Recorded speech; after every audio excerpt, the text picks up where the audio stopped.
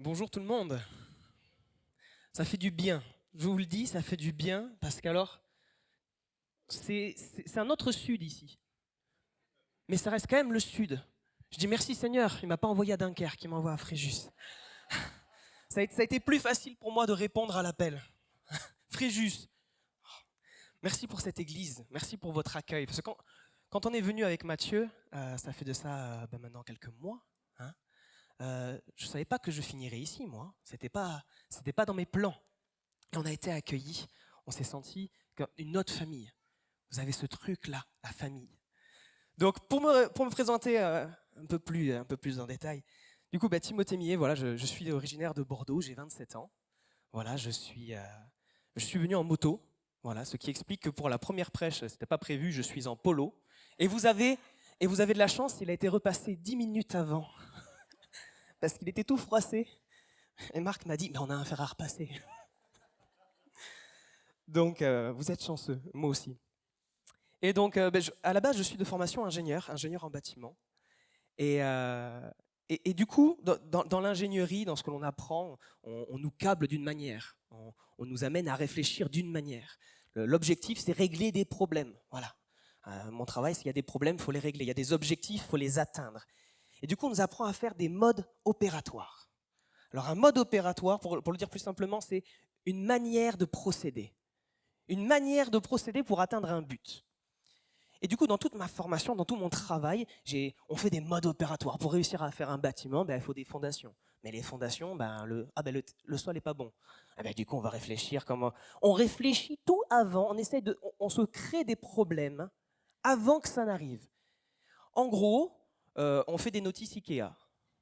Pour la faire simple. Pour la faire simple, vous ouvrez un meuble Ikea, vous êtes content, vous avez une notice, vous avez un mode opératoire pour arriver jusqu'à votre meuble. D'accord ?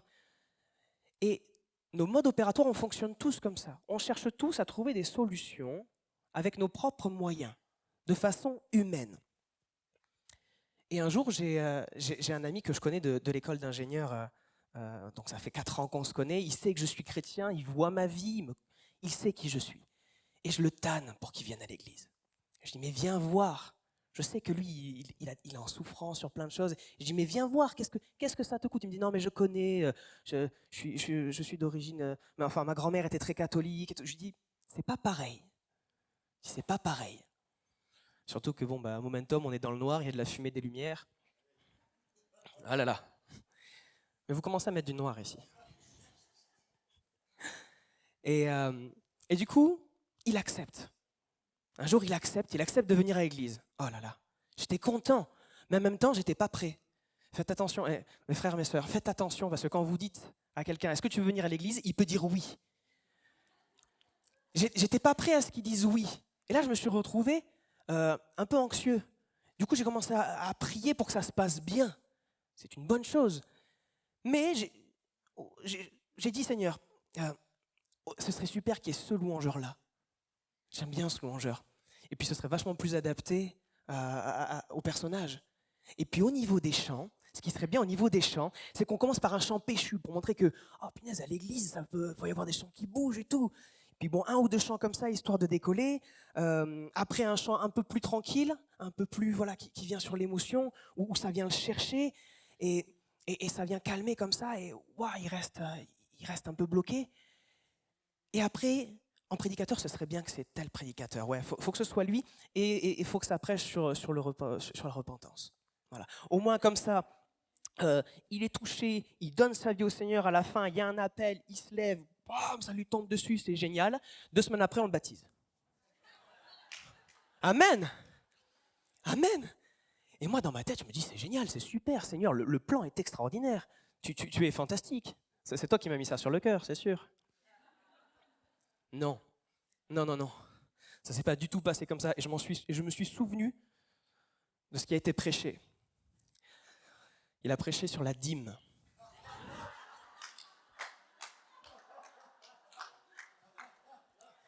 C'est une prêche qui arrive tous les 5 ans, ou voire même toutes les décennies. Le sujet tabou de la dîme en France. Et quand je commence, je vois le titre qui s'affiche, mon copain est à côté, je dis Seigneur, mais Seigneur, pourquoi? Pourquoi? Écoutez, l'ami a été touché déjà par la louange, alors que ce n'était pas le louangeur que je voulais, ni les chants que j'avais sélectionnés. Et la prêche l'a touché, parce que, chose que j'avais jamais vraiment vue chez ce copain, c'est que son Dieu à lui, c'est l'argent. Il ne sait même pas, lui. Il ne le sait même pas. Mais c'est sa sécurité. Il vient d'une famille où il y a de l'argent, mais parce qu'il y a du travail. Et lui, il travaille pour avoir de l'argent parce que l'argent va lui apporter ce qu'il veut, donc il va être heureux. Et moi, j'étais là, avant toute la prêche, j'étais là, Seigneur, on va passer pour des fous, c'est pas possible. Et quand on sort de là, je lui demande, alors ? Et il a été touché parce que ça parlait d'abandon, de faire confiance, de ne pas reposer sur ce qu'on peut tenir, d'aller plus loin, de voir plus loin que ça. Ça lui a mis des guêpes. Aujourd'hui, cet ami, je suis encore beaucoup en contact avec lui et je vois des choses. Je le tanne un petit peu, il est venu au spectacle de Noël aussi, tout doucement, comme à la pêche. Je pense que je l'ai accroché ici. Et je crois qu'un jour, il va donner sa vie au Seigneur, je veux le proclamer sur sa vie. Mais vous voyez, mon mode opératoire, à moi, le mode opératoire de Dieu, c'est pas du tout pareil. Et dans notre vie à chacun, on essaye quelquefois d'imposer notre façon de faire, nos modes opératoires à Dieu. Et on ne se rend même pas compte. Dans la Bible, il y a un bon exemple. D'accord ? Dans la Bible, pour resituer, juste après le miracle, la multiplication des pains et des poissons. Le miracle, l'un des miracles les plus connus de Jésus. La multiplication. Juste après ça, il y a un miracle super connu aussi, où Jésus renvoie la foule, dit à ses disciples, traversez la mer de Galilée, et je vous rejoins. Les disciples traversent, il y a une tempête, et il y a le miracle où Jésus marche sur l'eau, calme la tempête, et ils arrivent à bon port. Amen. Je suis né d'une famille chrétienne. Merci Seigneur, je sais que c'est une bénédiction. J'ai jamais remis en doute, ça a toujours été ancré en moi. Cette histoire, je la connais à l'école du dimanche, d'accord ? On l'a entendu, réentendu, je l'ai lu et relu. Un jour que je la relis, parce que j'avais, en toute honnêteté, je me dis, il faut que je lise ma Bible. Mais en même temps, j'ai un peu la flemme d'arriver sur un texte compliqué, genre nombre. Donc je vais prendre quelque chose pour me faire plaisir aussi. Parce qu'on peut se faire plaisir en lisant la Bible, amen ? Donc je reprends ce texte que je connais. Je me dis, sauf que quand je reprends ce texte, il y a quelque chose qui m'interpelle. Je le lis. Matthieu 14, verset 22. Alors je parle du verset, chez vous, n'hésitez pas à relire entièrement. Aussitôt après, Jésus obligea les disciples à monter dans la barque et à le précéder sur l'autre rive pendant qu'il renverrait la foule. Je relis. Aussitôt après, Jésus obligea les disciples à monter dans la barque. Obligea. Et je m'arrête dessus. Jésus, il les oblige. Pourquoi Jésus, il les oblige à monter ? Du coup, je suis allé voir l'étymologie du mot, qui est en grec. Alors, s'il y a des bilingues, excusez mon accent. Ananksazo, qui veut dire forcer, conduire à, contraindre par force, avec insistance, menace. Je dis, mais qu'est-ce qui s'est passé pour que Jésus, il les force vraiment ? On connaît l'histoire, nous. C'est facile, on connaît la fin. Mais venez avec moi sur la plage. Venez avec moi sur la plage. On est sur la plage, d'accord ? On est avec Jésus, il y a les disciples, et il y a l'eau. Moi, je ne suis pas très haut, d'accord ? Je ne connais pas les bateaux, ces choses-là. Moi, je suis en moto. D'accord ? Il y a 2 roues, la terre, les vaches, les patates, ça me va très bien. Mais là, dans les disciples, il y a des professionnels de la pêche, il y a des marins professionnels. Ils n'étaient pas bons à l'école, les gars. C'est pour ça qu'ils sont encore marins.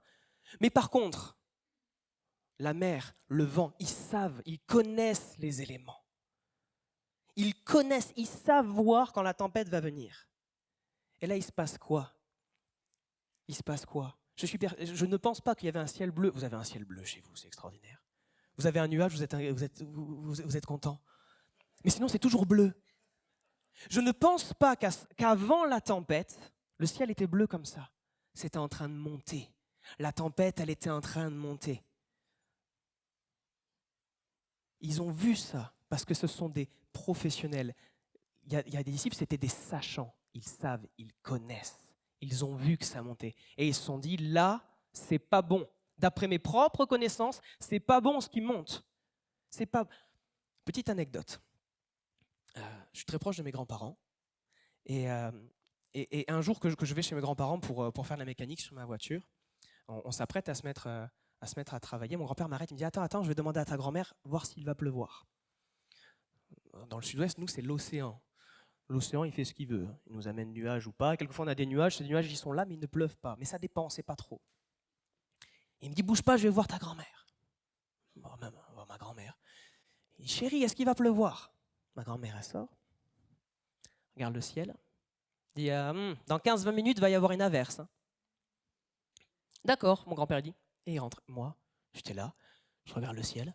Et à ce moment-là, il n'y avait pas beaucoup de nuages. D'accord, vraiment pas. C'était plutôt du bleu. Je regarde le ciel, je regarde ma grand-mère. Je regarde le ciel, je regarde ma grand-mère, je dis, Seigneur, ça y est, elle vieillit. Et je ne l'ai pas dit, ça. Je ne l'ai pas dit, mais je dis sans rire. La grand-mère qui sort, qui renifle l'air et qui dit, il va pleuvoir dans 15-20 minutes.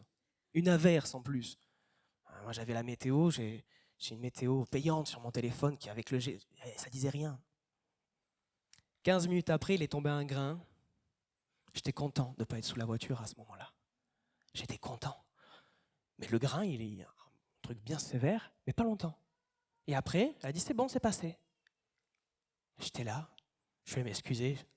Je dis, je me suis moqué de toi, je ne te l'ai pas dit, je me suis moqué. Mais heureusement. Et ma grand-mère, elle n'a pas le permis bateau, hein. Elle n'est pas née sur la côte, rien du tout. Hein. Elle est des terres, mais elle a l'expérience, elle sait. Ô combien les marins professionnels, gars comme Pierre là, ô combien eux, ils ont vu que ça montait pas beau. Et revenez sur la plage avec moi. D'accord? On va prendre Pierre. J'aime bien Pierre, il est brut de décoffrage, d'accord? Il a un cœur, mais il est comme ça. D'accord?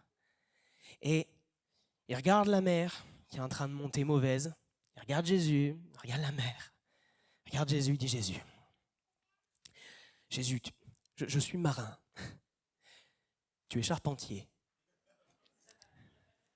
C'est très bien, charpentier, c'est très bien. C'est très bien. Tu es fils de Dieu aussi, mais quand même, tu es quand même charpentier. Et charpente, c'est pas sur l'eau. Moi, je suis marin. Mon père l'était, mon grand-père l'était. Là, il faut que tu viennes avec nous. Mais oui, il veut qu'ils viennent. Forcément. Un petit peu avant, vous vous souvenez? Ils sont dans la barque, encore une fois, une tempête. Sauf que là, il y a Jésus qui dort. Et les disciples, ils savent. Ils l'ont expérimenté, ils savent que, en pleine tempête avec Jésus, tu réveilles Jésus, il râle un peu, mais il calme la tempête de suite. C'est bon.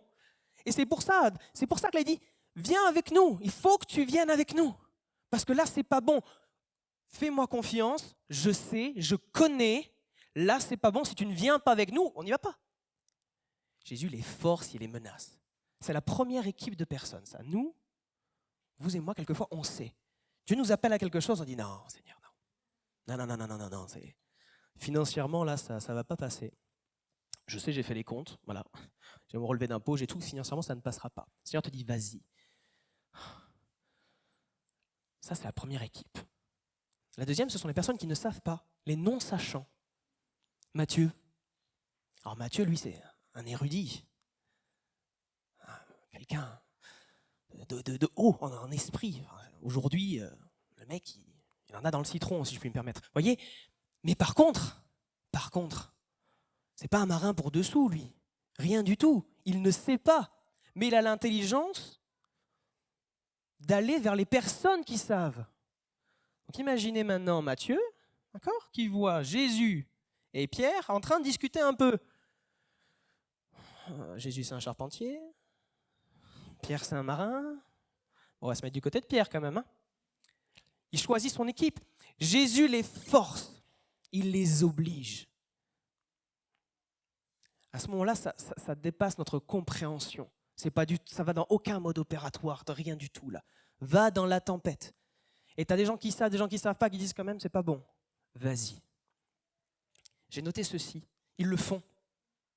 Ils le font. Malgré tout, malgré le fait qu'ils les forcent, qu'ils les menacent, ils le font. Ils obéissent. Ils auraient très bien pu faire une grève, s'asseoir par terre et dire non, on ne bougera pas tant que tu seras. Non, ils le font.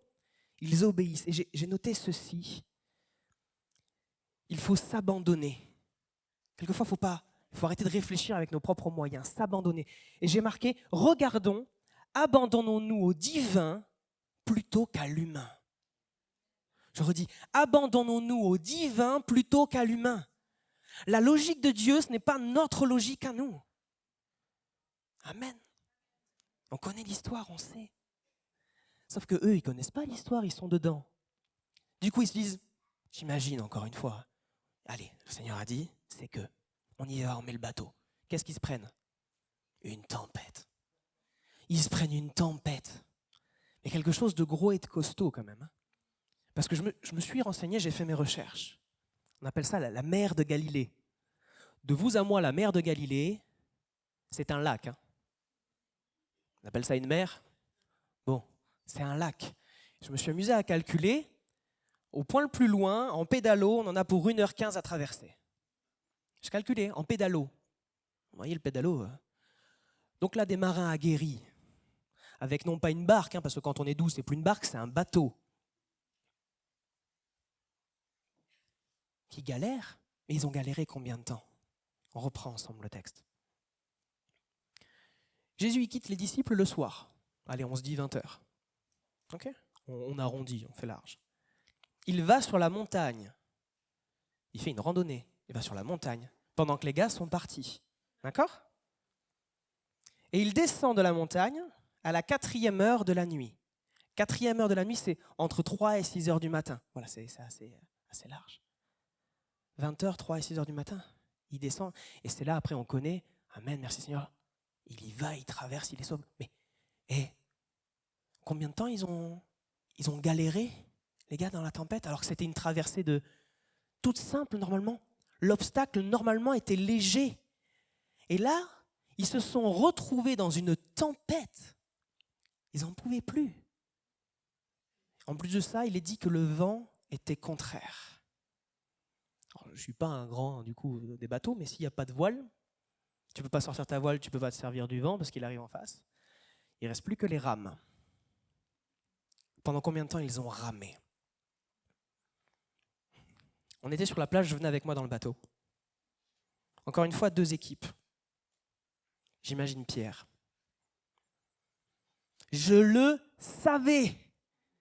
Je lui ai dit, j'y suis allé, je le savais, je savais que ça n'allait pas bien se passer. Pourtant, j'ai fait confiance, je fais l'effort, j'obéis, je m'abandonne. Tempête! C'est quoi l'objectif? C'est quoi l'objectif là? 2e équipe. Mathieu. Oh bah là, Mathieu, il voit un Pierre qui commence à suer des gouttes comme pas possible. Il se dit, attends, s'il y a un marin qui panique, moi je fais quoi? Et lui, il en peut plus. Il en peut plus. Sauf que, moi je veux faire le 3e choix, la 3e équipe. C'est les disciples en général, là, les 12 là. Franchement, de vous à moi, pourquoi ils n'ont pas fait demi-tour? C'était pas possible. Attendez, on a dit de 20h jusqu'à 3h du matin à ramer pour un truc qui dure normalement 1 heure, même pas. Pourquoi ils n'ont pas fait demi-tour? Moi, j'arrive au bout d'une demi-heure où je vois qu'il y a un vent de pas possible, où je peux pas, j'ai les rames, je dis, bah non, c'est bon, on rentre en fait. Non. Ils ont obéi, ils n'ont rien lâché. Ils ont tenu la ligne. Mais au-delà même, je veux dire, ils auraient pu, même s'ils ne font pas demi-tour, on bifurque. On va un petit peu, voilà, puis après on... Non. Ils ont obéi aveuglément. Le Seigneur les a récompensés après, on le sait. Il vient, il arrive. Ils ont obéi, L'abandon, c'est pas juste quand ils ont mis la barque, c'est même pendant l'épreuve. Là, le mode opératoire, encore une fois, il n'y a rien qui va. Il n'y a rien qui va dans le mode opératoire d'un point de vue humain. C'est pas normal. Mais ils se sont abandonnés, ils y sont allés. Ils ont continué, persévérants. Pour arriver à tout ça, je vais parler de l'équipe. Ils étaient 12 dans un bateau. Je préfère être 12 dans un bateau dans une tempête que seul dans un canoë dans une tempête. Vous me comprenez? Jésus, quand il leur dit « allez-y », il envoie personne mourir là. Il envoie allez-y, traverser. Je vous rejoins. Il y a une promesse qui est là. C'est dit, point barre. C'est comme ça. Allez-y. C'est juste un temps. Mais il ne dit pas, toi tu prends un bateau, toi tu prends un bateau, toi tu prends... Chacun son bateau, on fait la course. À aucun moment il fait ça. Et s'ils arrivent à tenir aussi longtemps dans une tempête, c'est parce qu'ils sont plusieurs. Ils se relayent. Et pourtant, dans ces 12, il y en a qui ne savent pas ramer. Mais il y a des professionnels avec eux. Ils apprennent, ils se relayent. Ils avancent ensemble. C'est sûr qu'un kayak, quand tu es tout seul, c'est bon, tu t'embêtes pas avec un nouveau qui est là, qui te met des coups dans tes pagaies et tout le reste. Et tu avances vite. Mais je ne pense pas que tu puisses tenir de 20h à 3, 6h du matin dans une tempête. L'embarcation, elle n'est pas faite pour ça. Tu peux y aller. Hein. Il y en a qui y arrivent. Mais à quel prix? L'équipe. Et là, vous me dites, mais tout ça, pourquoi, Timothée? Puis tout à l'heure, là, tu cours, tu vas de droite à gauche, tu nous parles de plage, de météo. C'est quoi le but? Il est où l'objectif? Je suis persuadé qu'à ce moment-là, Jésus, c'est un coach sportif, spirituel. Et là, il y en a certains, ils se disent, le jeune, ça y est, il a déboulonné. Non, reste avec moi. Un coach sportif, spirituel. Pourquoi? On voit que Jésus, il calme la tempête quand il est dans la barque et quand il descend, il la calme aussi. Pourquoi il a attendu aussi longtemps sur la montagne? Pourquoi il a attendu aussi longtemps? Qu'il a laissé les gars galérer, et c'est le mot. Pourquoi? Il aurait pu descendre, il aurait même pu rester sur la plage, regarder un peu, ah ça va pas, j'y vais. Ça aurait été pareil. Le miracle aurait été tout aussi puissant. Jésus il marche sur l'eau, et la suite on connaît. Ça aurait été la même chose. Pourquoi? La raison est simple. Quand je parle d'un coach sportif spirituel, c'est qu'à ce moment-là, quand il est sur la montagne, à aucun moment je ne crois que Jésus a lâché de vue la barque. Il est sur une montagne. La montagne, elle domine la mer de Galilée. À aucun moment, il n'a lâché le regard de la barque. Il surveillait, voir si tout se passait bien. Et là, tu dis, oui, il surveillait, c'est super, merci Seigneur. C'est-à-dire que dans les épreuves dans lesquelles tu nous envoies, tu surveilles. Mais il savait que là, le danger, c'est lui. Du haut de la montagne, il claquait des doigts, la tempête s'arrêtait. On est d'accord? Il n'a pas fait non plus. Faites votre part. À ce moment-là, dans la barque, nous, dans nos épreuves, on ne comprend pas. On ne comprend pas. Pourquoi? Parce qu'on a la tête dans le guidon. On est dans une tempête. On n'a pas le point de vue que l'on a, il est au ras de la tempête. On ne voit pas plus loin. Jésus, en qui j'ai mis ma confiance, il domine ma tempête, il domine ma situation. C'est un petit lac. Il voit plus loin. Il est sur la montagne, il voit plus loin. Il voit là l'épreuve qu'il y a maintenant, mais il voit toutes les autres épreuves qu'il y a. Et il ne veut pas qu'on se plante sur les épreuves qui suivent. Il ne veut pas qu'on se rate. Du coup, il dit, là tu vas faire tes armes là, dans cette tempête. Là, tu vas travailler parce que c'est en sécurité, c'est sous ma main. À aucun moment tu n'es en danger, je claque des doigts, ça s'arrête. Ou j'arrive, je marche sur... On dit qu'il marche sur l'eau, Jésus. Non, il marche sur une tempête. Ce n'est pas un lac. Là. Il arrive, il foule aux pieds nos problèmes. Il était toujours prêt. Et quand les disciples ont donné leur maximum, je pense, quand ils étaient au bout, ils ont donné de leur personne. C'est à ce moment-là précis que Jésus intervient. J'imagine Matthieu, je reviens sur Matthieu, et là Matthieu, ça va être nous. On n'est pas sachant. Des problèmes dans notre vie, on s'engage avec Dieu sur certaines choses. Il y a des épreuves, on est là, on n'est pas sachant, on ne sait pas, et on souffre. Parce que Matthieu, il a souffert pendant cette tempête. On a fait des travaux, je viens en vacances, je fais du carrelage. Sauf que moi, du coup, je suis devenu ingénieur, ce qui fait que je fais beaucoup de bureaux, j'ai plus de cordes. J'en ai repris un peu. Il se passe quoi là, quand tu as des mains toutes douces? La seule corne que Matthieu devait avoir, c'était celle sur le bout de l'index pour le crayon, vous savez? C'est tout. Quand tu te mets à ramer, tu as la peau qui saute à un moment. Alors, quand on est en vacances, oula, j'ai une ampoule, je m'arrête. Là, tu es en pleine tempête, tu ne peux pas t'arrêter. Et dans les tempêtes de ta vie, il y a des fois, tu es blessé, tu ne peux pas t'arrêter. Mais tu es blessé, tu ne peux pas t'arrêter. Puis physiquement, Matthieu, de vous à moi, un érudit, assis à un bureau. Ne travaille pas ta musculature à ce moment-là. On connaît l'histoire, Dieu sauve, ils arrivent à bon port. On parle un petit peu d'après, Matthieu, il a dû être courbaturé, Matthieu, pendant des jours. Et les mains en sang qu'il devait avoir. Il est arrivé, lui, il était à bout. Il est arrivé, mais à bout. Écoutez, Jésus est un coach sportif spirituel. Le corps est bien fait. Les mains de Matthieu, il s'est passé quoi? Ça, vous faites une coupure sur l'avant-bras, vous faites une coupure dans la main, regardez, la main va guérir beaucoup plus vite que l'avant-bras ou ces choses-là. Dieu est extraordinaire, la création, le corps que l'on est, c'est fou.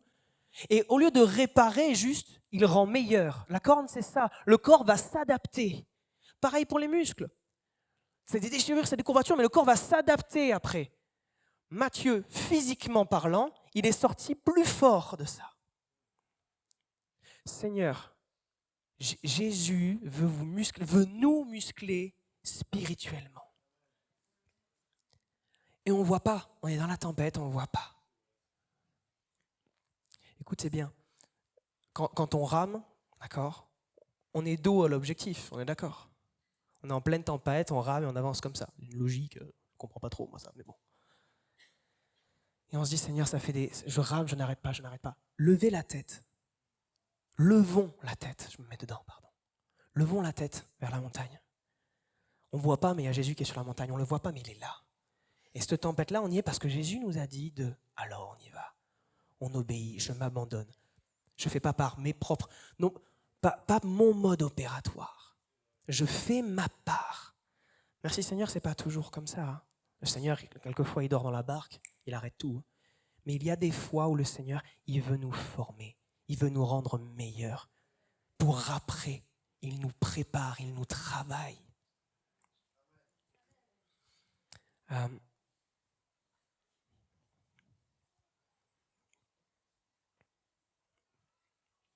Par rapport à cet abandon, aujourd'hui, chrétiens ou pas chrétiens,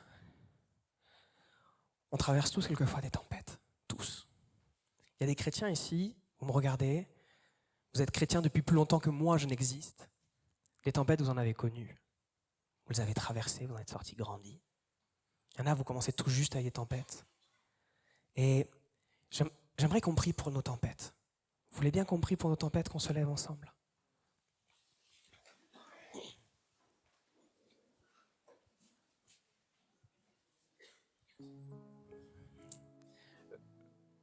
Je voudrais d'abord faire prier et faire un appel. Si aujourd'hui il y a des gens, il y a quelqu'un, tu es là pour la première fois ou même tu es chrétien mais tu t'engages pas, je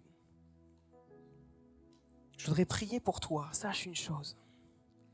L'église ici, cette église, si toi tu n'es pas sachant que tu as peur de monter dans une barque, l'église elle est la barque qu'il te faut.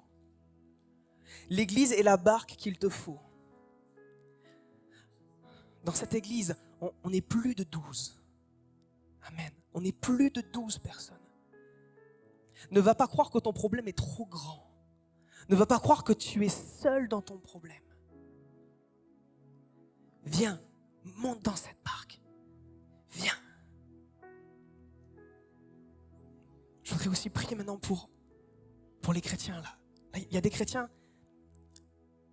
Je prie pour que Dieu vous montre à quelle étape de la tempête vous êtes. Il y a des chrétiens ici, ils n'osent pas monter dans la barque sur certaines épreuves, sur certaines tempêtes. Le Seigneur t'envoie quelque part, le Seigneur t'envoie à certains objectifs et tu ne montes pas dans la barque. Tu ne montes pas dedans. Tu as peur, tu es sur tes modes opératoires, tu es sur ton savoir. Abandonne. Je prie pour que tu abandonnes. Je prie aussi pour ceux qui sont dans la tempête, mais ceux qui sont dans la tempête depuis trop longtemps. Ceux qui ont arrêté de ramer, qui sont perdus, qui se laissent balloter. Je suis fatigué là, vous vous dites, tu ne connais pas ma vie. Elle est facile ta prêche là. Mais tu ne connais pas ma vie, tu ne connais pas ma tempête, je ne sais pas depuis combien de temps j'y suis. Tu ne sais rien de tout ça. Je veux juste te dire, encore une fois, Tu es chrétien et tu as oublié quelque chose. Tu n'es pas seul. Oui, amen, le Seigneur est là. Mais il y a les frères et les sœurs de l'Église. Ne laisse pas l'ennemi te faire croire que tu es tout seul. Ne laisse pas l'ennemi te faire croire ça. Je vais aussi prier pour les chrétiens. Vous êtes plein de bonne volonté et vous ramez. Vous ramez, vous n'arrêtez pas, mais vous n'allez pas dans la direction que Dieu vous a donnée. Vous pensez que c'est bon, vous pensez que c'est bon, j'y vais, parce que tu as abandonné pour mettre la barque, mais par contre maintenant tu fais ton mode opératoire dans la tempête. Non, abandonner c'est jusqu'au bout. Abandonne, va dans la direction que Dieu veut. Ne t'épuise pas à ramer dans une autre direction que le Seigneur t'a donnée. Abandonne. Je veux vraiment prier ce matin. Le Seigneur, quand il arrive, il marche sur l'eau, il marche, il foule aux pieds la tempête. Il veut nous rendre plus forts. Il nous aime tellement qu'il ne veut pas que sur les épreuves d'après, il ne veut pas. Et si tu es bloqué aujourd'hui, c'est parce qu'il sait ce qu'il y a après, il ne veut pas que tu ailles mourir après. Je veux proclamer sur nos vies là, qu'on va devenir sportif spirituellement, fort spirituellement. Que cette tempête dans laquelle on est, on va l'accepter, on va s'abandonner, on va y aller ensemble. Seigneur Jésus, je veux vraiment te remercier, Seigneur, ce matin. Merci, Papa, pour chacune des personnes qui est ici. Merci pour ta Bible. Tu nous as donné ta parole incarnée sur terre, Seigneur. Et ce matin, pour chacun, pour moi aussi, Seigneur, je te prie pour nos tempêtes. Je ne veux pas y rester, Seigneur. Je veux la traverser. Ton objectif, Seigneur, c'est que nous la traversions, Seigneur. De ne pas rester sur la plage, de ne pas rester dans la tempête, mais de la traverser avec toi. Grandis plus fort pour aller plus loin. Alors en ton nom, Papa, je te dis merci. Merci de nous dire de traverser ces tempêtes. Parce que si tu me le dis, si tu me dis d'y aller, alors je veux m'abandonner et y aller. Et jusqu'au bout, abandonner jusqu'au bout, même dans la tempête, Seigneur. Je loue et je bénis ton nom, Seigneur. Que ton nom soit loué, que ton nom soit béni, que ton nom soit glorifié. Amen.